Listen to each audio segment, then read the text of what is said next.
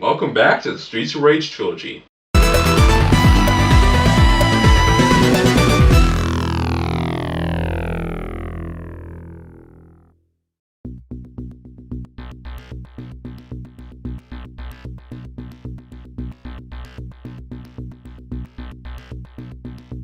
I'm Mixed Paradigm Gamer. And I'm Mistertitanic.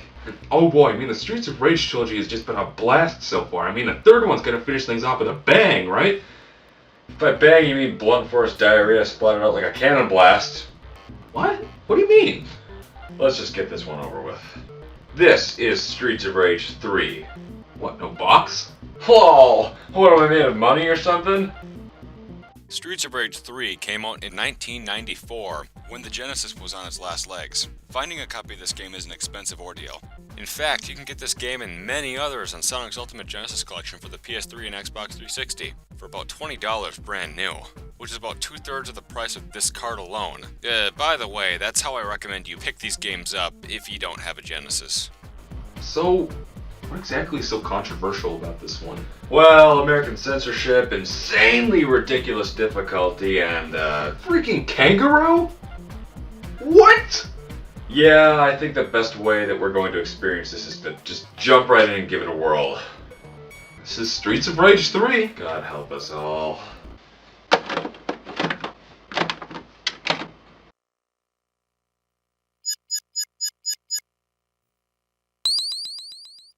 Yeah, here we go. Let's give normal mode a shot. I feel like I could take on a Sumatran tiger after beating the first two games. Wait, who the hell are these people? Are they supposed to be Axel and Blaze?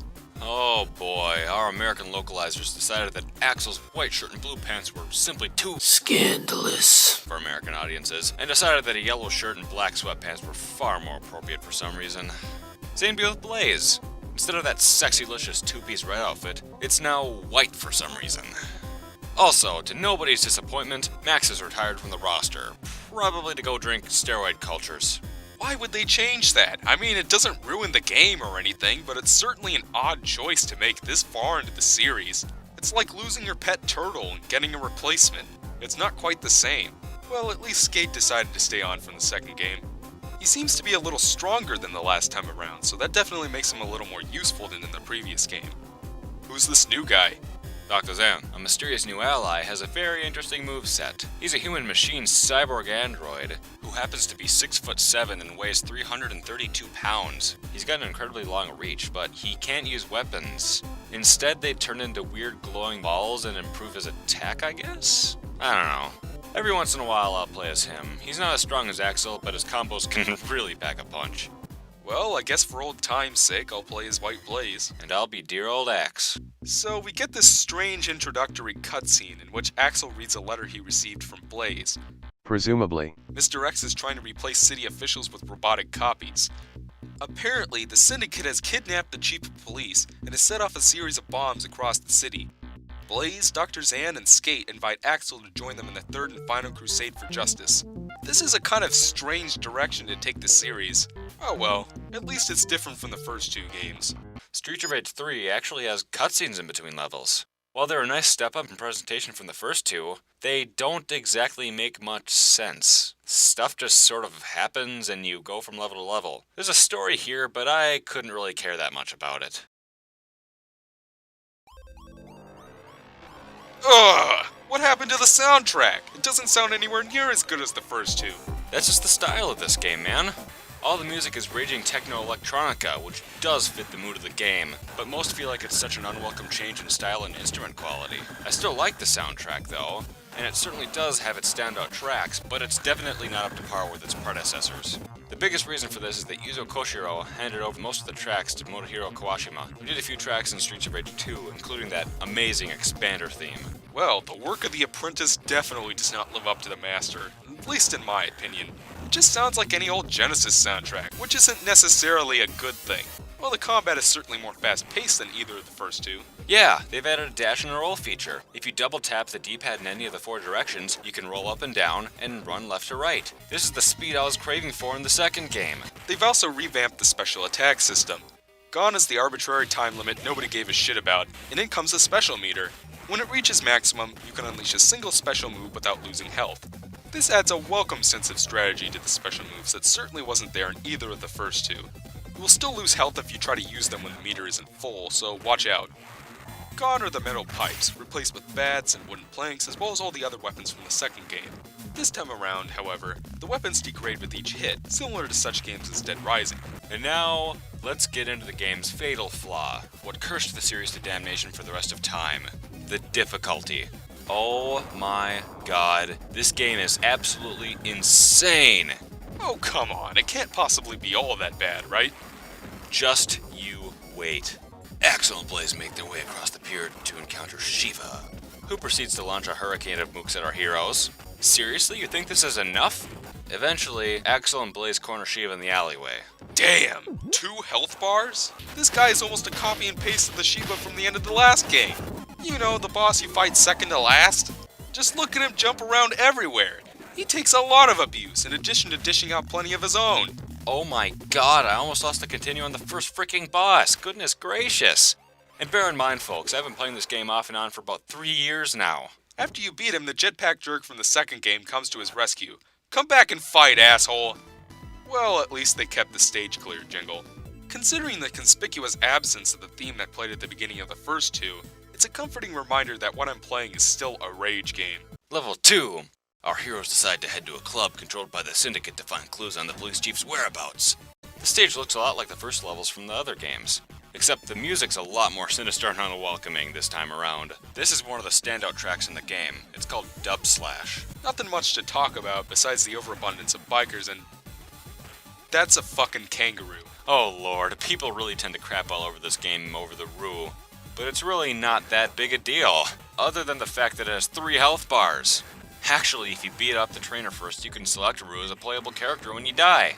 He's really only there as a joke, but at least he adds some replayability. Afterwards, our heroes enter a nightclub, and holy Stephen Colbert, look at all the lights. I've got to give the artist credit for the effects, but that light strobe is just obnoxious. I can't see a damn thing. Oh my god, look at all the fucking mooks! Do there seriously need to be so many? Did you seriously need to be so many?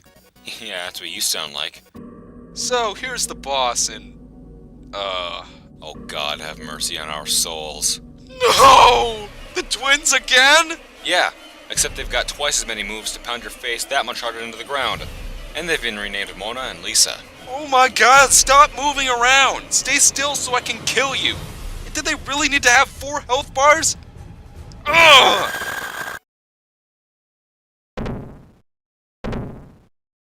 Oh my frickin' god, we lost a good 2 or 3 lives on that one boss. This is ridiculous.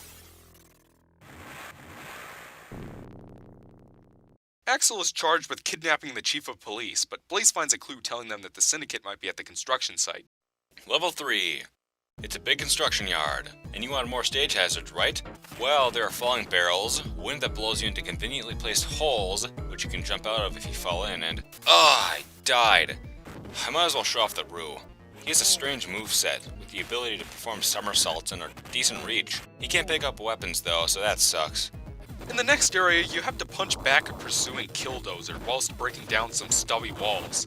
The music track that plays here is actually one of the best in the game, but the bulldozer is so fucking loud that you can't hear it.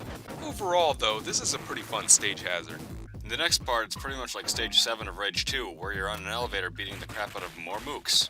You actually have to be really careful with your turkeys here, folks, because the enemies will actually steal them in this game. As if the game's not hard enough already. Oh my god, they just never stop getting back up and attacking you. They have so much health. No! I got a game over. No, fuck! I'm dead. We couldn't even make it to the 3rd level boss. You see, I told you it was hard. Yeah, let's just try easy mode. Are you sure you want to do that? Yeah, is there a problem with that? Oh, no, you're the boss.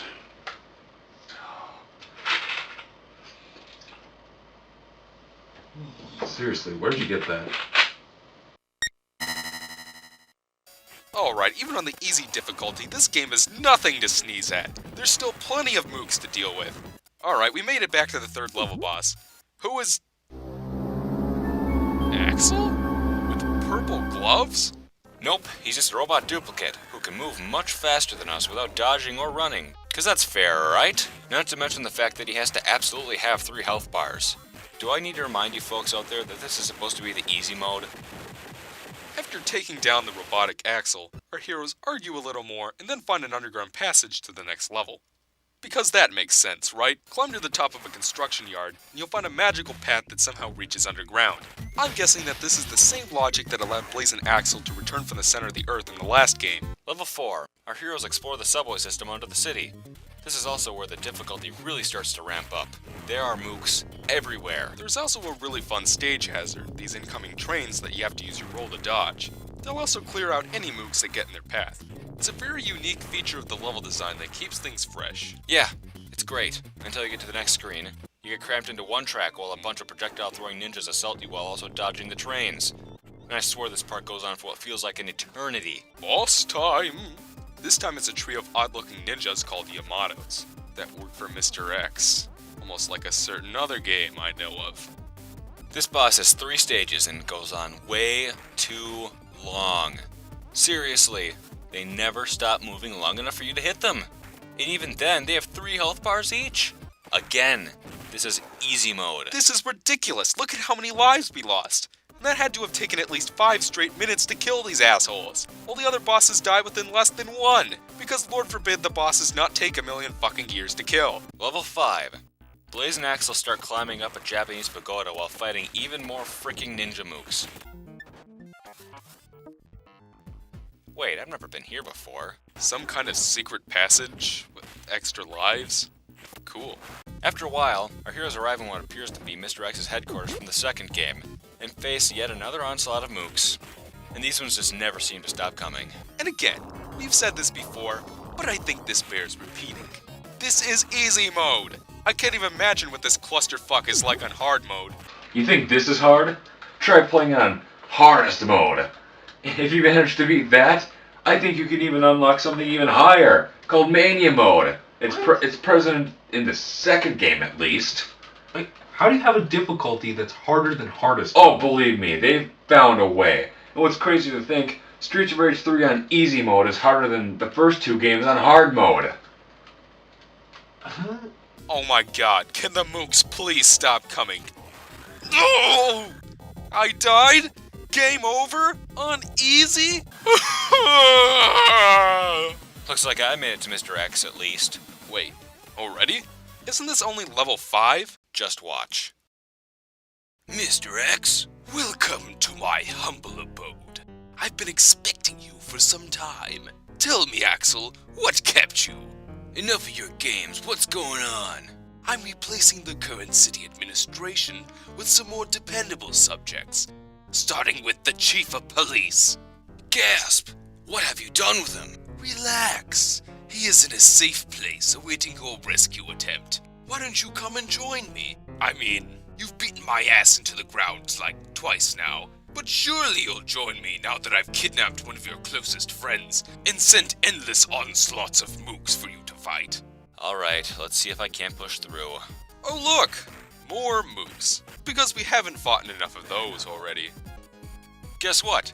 Mr. X is a robot this whole time, and he's nothing to sneeze at. Though he is a little easier than the final bosses in either the first 2 games. With a few successful punches, he goes down and you win the game. Let's watch the ending, why not?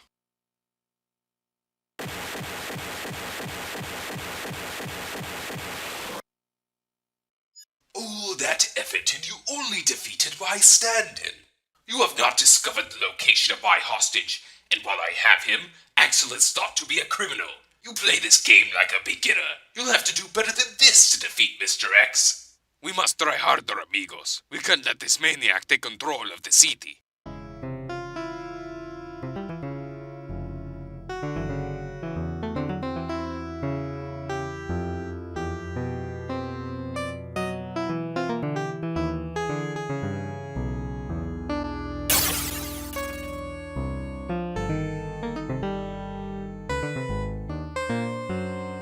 Who the heck is this guy? Mr. X? How is he watching us? Why is he holding a wine glass and crushing in his hand a la Dracula in Symphony of the Night? Little pile of secrets. Hey, tell me, man, is this shit for real? Yeah, this is the bad ending you get for playing the game on easy mode. To play the remaining levels, you have to play on normal mode or higher. Well, why didn't you tell me that before we went into the easy mode? Because you're the boss. No! No! This isn't happening! I mean, there's no reason for me to go on! What am I fighting for?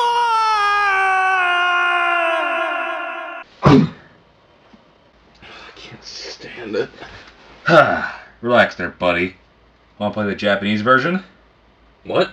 Got a reproduction cart right here. Is there a difference? Oh, just about everything you can possibly imagine. First of all, look at the European and American box art. These are mega fails.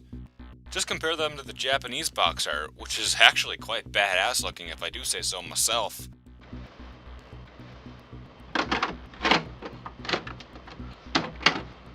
So, upon booting up the game, we see a cutscene that wasn't even in the other version. In it, a huge part of the city explodes from a radioactive bomb explosion. What the hell? Am I playing Streets of Rage or Metal Gear Solid? And we also get to see a fancy schmancy intro where Axel punches the screen. Oh boy. What difficulty do you have to play this one on in order to get the good ending? Normal should be more than manageable. Wait, really? What makes it so much easier? Let's find out. The story intro is totally different. In it, the Syndicate has found the means to create nuclear bombs and is threatening to destroy the city, and someone named General Petrov has been kidnapped. They also mention something called the Lima Nations. What the hell are those? The first important difference is the characters actually look like they're supposed to, returning with their original costumes. There are also some sound effects in this version that were taken out of the American version. The controls are about the same as before, but it feels like a completely different game. Some of the sprites are also different, with the ladies showing off more cleavage. I'm curious as to why this was omitted in the American version, since the first two games had similar outfits anyway. There are also a few minor changes, like the hole in the warehouse, and the fact that Shiva is replaced with this guy. What the hell is up with this guy? Oh, he's only the first openly gay character, Presumably. ever in a video game. How can you possibly tell? Oh my goodness! That music. You've also got to like how he cries like a wimpy kitty baby whiner when he dies. Curiously enough, you can actually play as this guy if you hold down A when he dies until you move on to the next screen. Then you can select him the same way you selected the Rue. You can also play as Shiva, who is really powerful, if you hold B after you beat him. That's kinda cool. By far the biggest difference is that the game is actually possible to beat. They don't throw nearly as many mooks at you, and don't have nearly as much health either. Same goes for bosses. The Yamatos only have 1 health bar each on normal. You can even beat this game on the easiest difficulty setting without getting that middle finger ending from the American version. The story is also a lot different. Mr. X is planning to use the bombs as a way of sending the world to war. General Petrov replaces the police chief as the kidnapping victim, and the sole obstacle to Mr. X's success. So finally we've caught up where we were before the American version booted us off. Mr. X reveals that the kidnapped Petrov is nearby, and our heroes rush next door to save him. So finally we make it to level 6. In this level, a timer is constantly counting down as you walk back and forth across Mr. X's headquarters trying to find Petrov. Along the way, you have to search for these generators that are powering laser gates, which blocks access to Petrov. And in your path is yet more mooks. What is preventing us from going to the left here? How does eliminating the enemies magically open the doors? If you take too long, poison gas will go off and Petrov will die in your arms, telling you that a fake General Petrov is at City Hall, planning to wage war against the Lima Nations. Whatever the hell that means. The boss is the jetpack jerk from the second game, except accompanied by a few jetpack accomplices. Don't even try to fight this douchebag in the American version. In that one, he has 6 health bars and 4 buddies flying around all over the place. He's pretty much the same deal as Rage 2, hitbox and all. Luckily, once you take care of him, Adam arrives and gets rid of the other enemies. Adam agrees to give you a lift to City Hall. Level 7, the Presumably. final level. We march on what looks like the White House and encounter Petrov's security forces as well as Syndicate mooks. Are the guards too stupid to notice the fire-breathing fat guys running around trying to punch us? You'd think they'd suspect something. Eventually, our heroes encounter the fake general, who turns out to be none other than Shiva. How that works, I have no idea. Upon revealing himself as fake, Shiva challenges Blaze and Axel to a final battle. He's pretty much the same fight as before, just with a lot more attacks. And with one final blow, Shiva's knocked out of commission. Shiva refuses to reveal the location of Mr. X, and we see yet another false ending. Cheese and rice. To get the actual good ending, you have to save General Petrov in time. Upon beating the jetpack jerk, Adam takes you to the Syndicate's secret base. And here we have the final level in the series. After hiking through some jungle, our heroes arrive at a factory and find more Mr. X robots, with scientists running around in the background carrying God knows what. Eventually you come across the boss, a crane controlled by some yellow-haired version of Dr. Wowie. He's not too difficult, as long as you roll to avoid the lasers and time your hits properly against the crane. And with that, we finally reach the final room. Wait, is that brain supposed to be Mr. X? Yeah, it doesn't make any sense as to how it's still alive, how it's talking to you, and why Mr. X is just a brain in the first place. It's implied that you must have beat him up so hard in the second game that he literally had to be transplanted into a glass jar just to survive. And if that's Mr. X in the jar, then who the hell was that in the bad endings? Maybe it really was Dracula. Mr. X unleashes a countdown of the bombs, threatening to lower the Lima nations into all-out war. With 3 minutes to stop him, Axel and Blaze must scramble to take out Mr. X's remote-controlled robot, Neo-X. If you fuck up, the world ends and you get another bad ending. Curiously enough though, you still get the good credits afterwards. I guess as a courtesy for making it to the end. Fortunately, it's not all that hard to kill him within the time limit. What is this fight like in the American version? No! Kill with fire! I swear, that's the hardest boss I've ever fought ever in a video game. I've never been able to beat it, and I frickin' beat Battletoads on the NES, and I've still come nowhere close to beating that boss on normal mode. I mean, it's impossible! Like, maybe with 2 exceptionally skilled players practicing for years, then they might be able to get to the final good level and just maybe be able to beat that final boss under the time limit. But that would take so many hours of devotion, and honestly, ain't nobody got time for that. Well, I guess I struck a nerve. God. And with one final blow, Neo-X smashes into Father Brain. Brain X.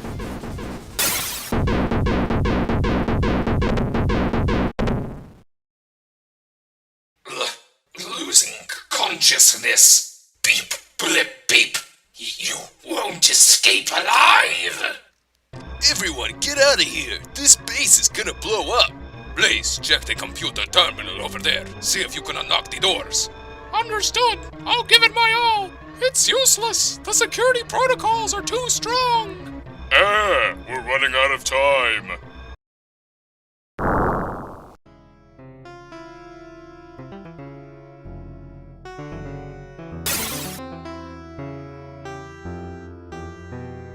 Nah, just kidding. Our heroes nearly escape in Adam's helicopter, and finally we get to see the good ending, as our poorly drawn characters look off into obnoxious sky blue heavens.